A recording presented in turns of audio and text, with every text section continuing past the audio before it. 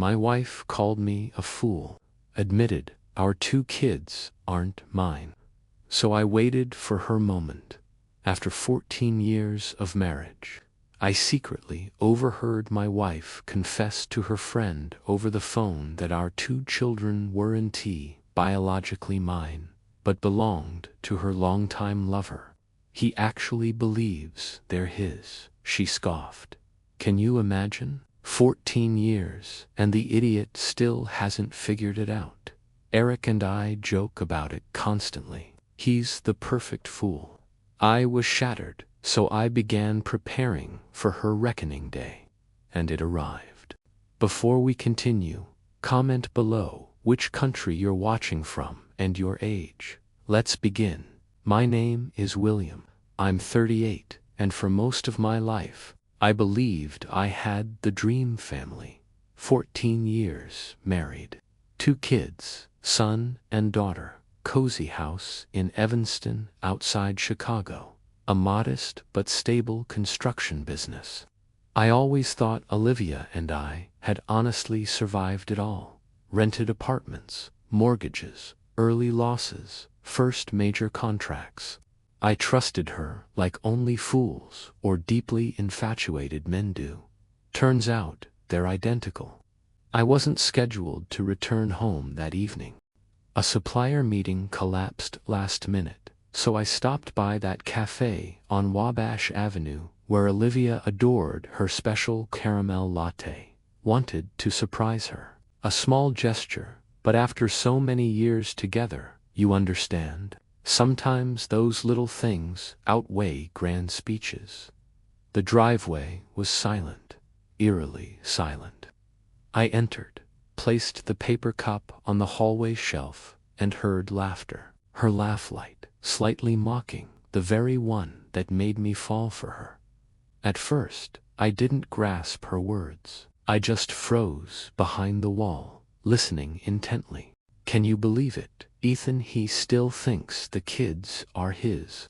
She chirped to someone on the phone. 14 years.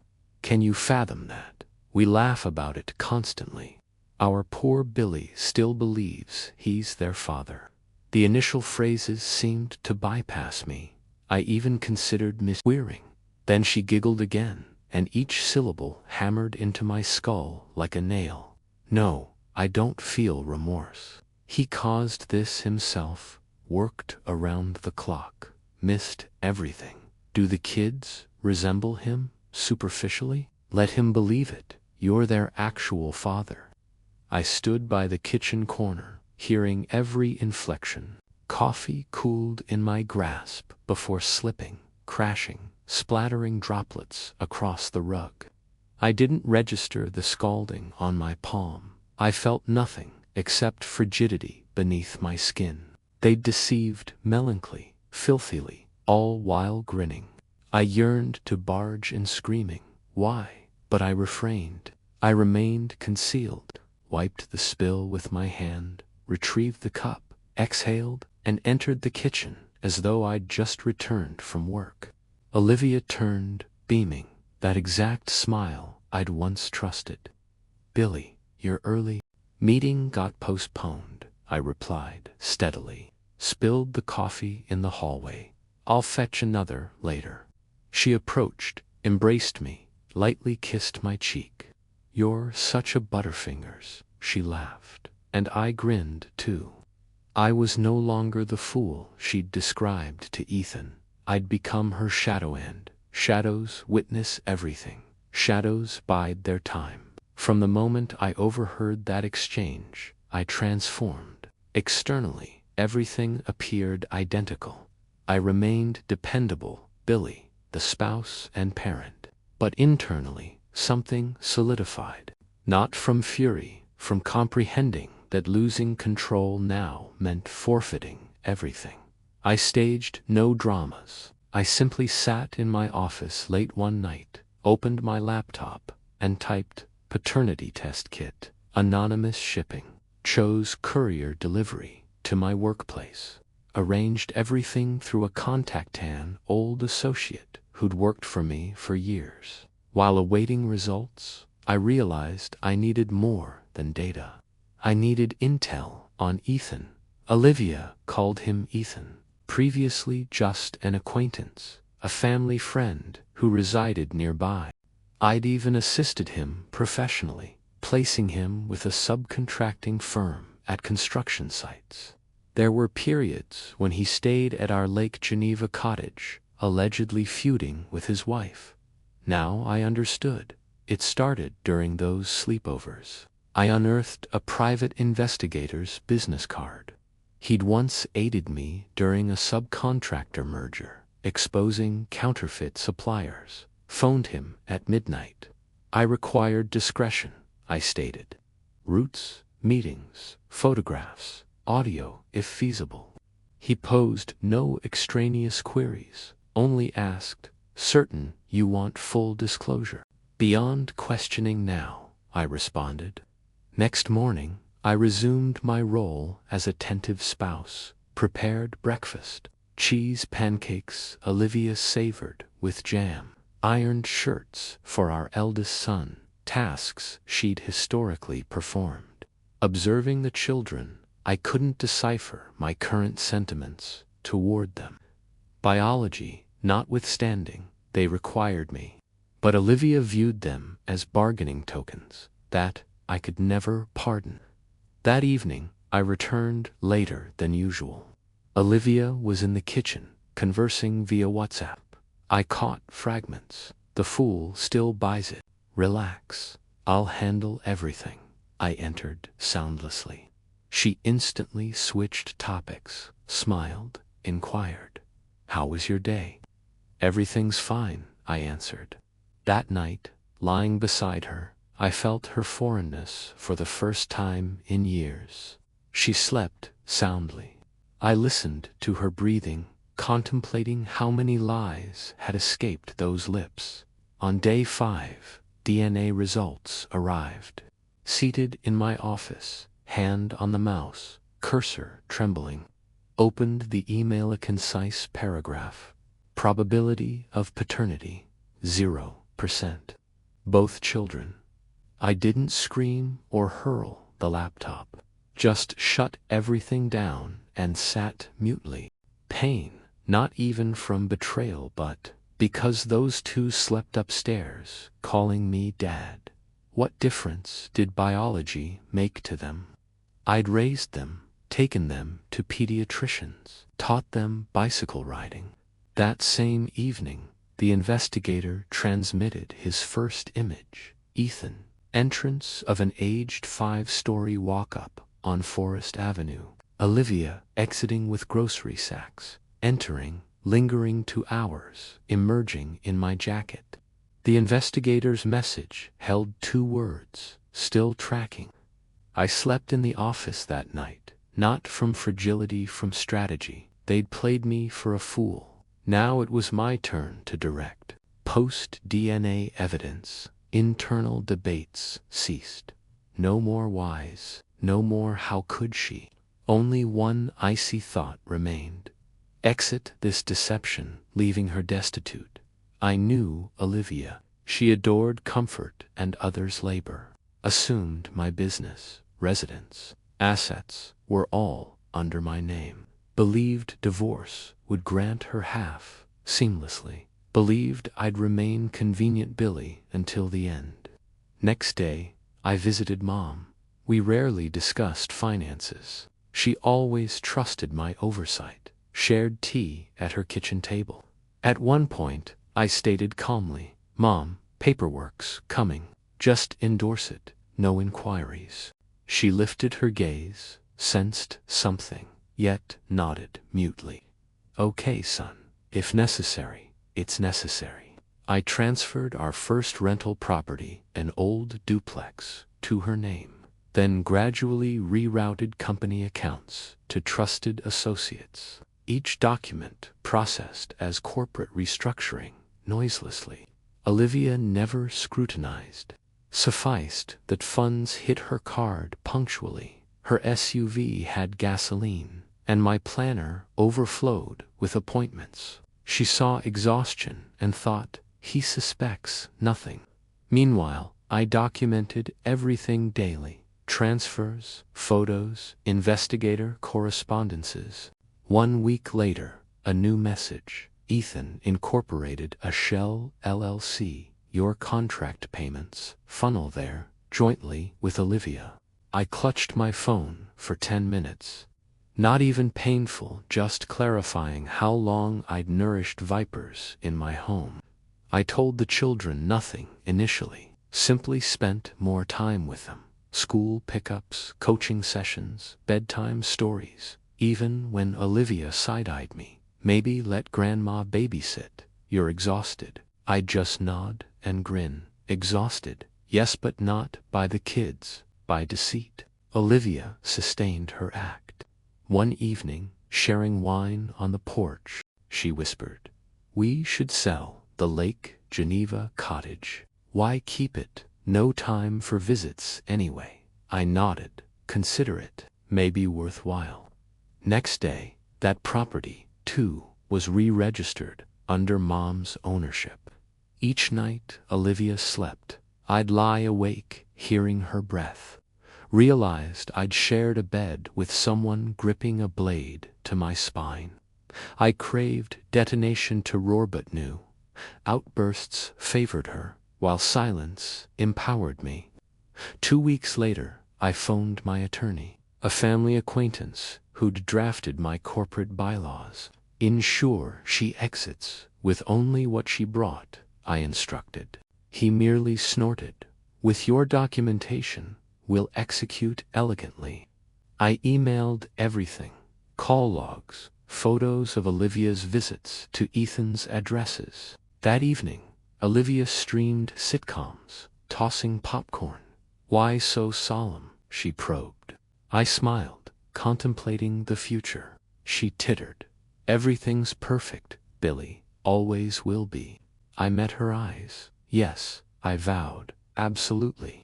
Everything morphed into theater, with pre-assigned roles. Her as lead actress, him as hidden backstage partner, me as the spectator who'd purchased every ticket awaiting the finale. Time passed. The investigator delivered fresh reports. Olivia and Ethan met, increasingly, not just at that decrepit walk-up, but at where I'd once taken her on dates. Sometimes they shopped for business supplies. Ironically, their collaboration accelerated their downfall. Each receipt, each transfer to sham corporations deepened their grave. One Friday, Olivia announced, "I'll visit Ethan. He'll expedite a developer's invoice." I shrugged. "Go ahead, my enterprising girl." She departed cheerfully. I dialed my attorney. "All set," he confirmed. "Adultery proof, financial fraud evidence. We can file tomorrow." I checked the calendar. Olivia's birthday was in 2 weeks. She'd planned a gathering. College friends, my sister and her husband, colleagues she'd perform for. That night, I reviewed files at the kitchen counter. Dozens of audio clips where she and Ethan plotted divorce settlements. That idiot will sign anything. Photos of her in my jacket. Transaction records siphoning funds from my projects. The longer I scrolled, the less resentment remained. One thought crystallized. She assumed nobody would ever discover. I needed her to hear her own voice during her birthday toast to unmask her before the audience she'd deceived. My attorney cautioned. Public exposure risks judicial backlash, but I was past caring. After 14 years as their doormat, truth deserved amplification. I rented a projector, hired a tech-savvy friend to compile a montage, photos, audio clips, the DNA report, automated its single button press, no interference possible. Next day, I proposed to Olivia. "I'll manage everything, catering, music, guest reception, you relax." She hugged my neck. "You're the absolute best. Always doing things for me," I grinned. "Anything for you." Olivia's birthday dawned, sunny yet chilly. the deceptive kind where calamity feels implausible amidst grill smoke and floral arrangements. I rose first, verified the projector, laptop, flash drive. A desktop folder labeled Olivia's surprise held the file. Guests arrived by noonsome with cakes, others with wine, all wearing counterfeit smiles. I wondered how many bought the perfect family fairy tale. Seated at tables, they toasted. Olivia radiated hostess, cherished wife, exemplary mother. Ethan appeared to, bearing discounts, smirking as he clapped my shoulder. Hanging in there, Billy. I locked eyes with him, never better. Half the speeches blurred, laughter, clinking glasses. Olivia smoothing her hair, children thundering upstairs. I awaited the moment all settled, anticipating sentimentality. It arrived when her maid of honor raised her glass. Billy, words for your beloved. I stood. Voices hushed. Olivia watched me, a woman, certain of her dominion. Don't weep now, she teased. I nodded. Tears won't be mine tonight. Withdrew the remote, stepped toward the projector. Want you to remember this day. Pressed the button. First photos. Olivia and Ethan in a car at night. Her in my old jacket. His hand on her neck. Someone snorted nervous laughter, then silenced. More images. Them in the walk-up. Her on his lap. Dates flashed on screen. Olivia tried speaking. I raised a palm. Quiet audio played. Her voice, he'll endorse anything. His kids never were. Ethan, fool father, still oblivious. The room stilled. The fork clattered onto tile. Ethan rose. I turned to him. Sit. Your scene's upcoming. Final slide. DNA results, black on white. Probability of paternity, 0%. I scanned the guests. If anyone still credits her fables, the full feature awaits. Olivia blanched, sputtered. What is this? A setup. Forgery. My voice remained level. The irony. You narrated it yourself. You're deranged. Ethan hissed. Psychotic. I closed the distance. Tell them, Ethan, how much you embezzled through your bogus LLC. How often you ate my steak, then crawled into her bed. A door slammed. Olivia's friend fled, weeping. My sister glared at her like refuse. Olivia collapsed into a chair, hands trembling, mumbling. You obliterated everything we built. I laughed curtly. Everything you fabricated. I merely dismantled the facade. The children were upstairs safely with their nanny per my arrangement. They heard nothing. As guests departed, one man patted my shoulder. Stay strong. You did right. Olivia sat abandoned at the table. Ethan had vanished mid-screening. Cowards bolt first. I approached her. Finally. Papers arrive tomorrow. All assets are voided. She didn't contest. I'll have nothing. Precisely what you brought me. Nothing. I retreated to my office, locked the door, sank into my chair, and exhaled. No triumph, no gloating, just silence, and the faintest sense of a clean slate. Post-revelation, the house felt hollow. Noise, lies, covert whispers vanished overnight. Olivia remained 2 nights in our bedroom, wordless. She'd wake red-eyed, packing mutely. I filed divorce papers next morning. My attorney smiled warily. She clinged desperately. Let her, I said. My silence ends now. Assets were already retitled to Mom and trustees. Our Evanston home became family property with my and the children's lifetime occupancy rights. Accounts reassigned. Ethan's shell companies were frozen per my complaint. Rumors say he's lawyer hopping, evading fraud charges. Olivia attempted dialogue twice. Billy, I'll have no income without you. You devised this scheme solo, executed solo. You think the kids will love you knowing children aren't commodities. They won't choose sides. Calmly stated, truth needs no volume.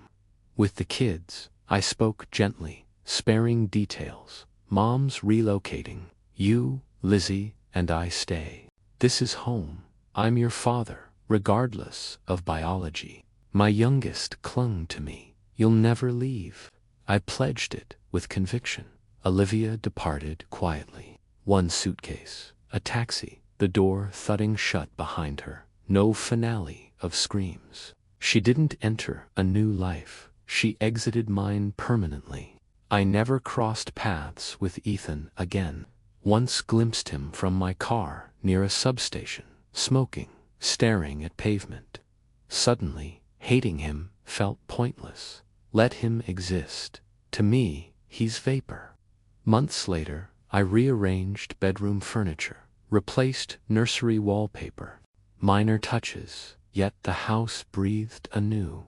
Silence no longer suffocated, liberated. Children play safely outdoors. Evenings bring board games or pancake making. I reconnect with genuine friends, not backstabbers, who patted my shoulder. Nights find me at the kitchen island, classic rock, playing tea, steaming, reflecting how I slept through glaring truths. Occasionally, Olivia texts, "We should talk." I ignore it. Truth already testified for me. The core lesson: never shout revenge. Drag lies into sunlight, they'll incinerate themselves. Now, illusions gone. Fear of betrayal extinct. Just stillness and two voices upstairs calling me dad. That suffices. Thanks for watching. If this resonated, like and subscribe. And remember, comment your country and age. We're genuinely curious.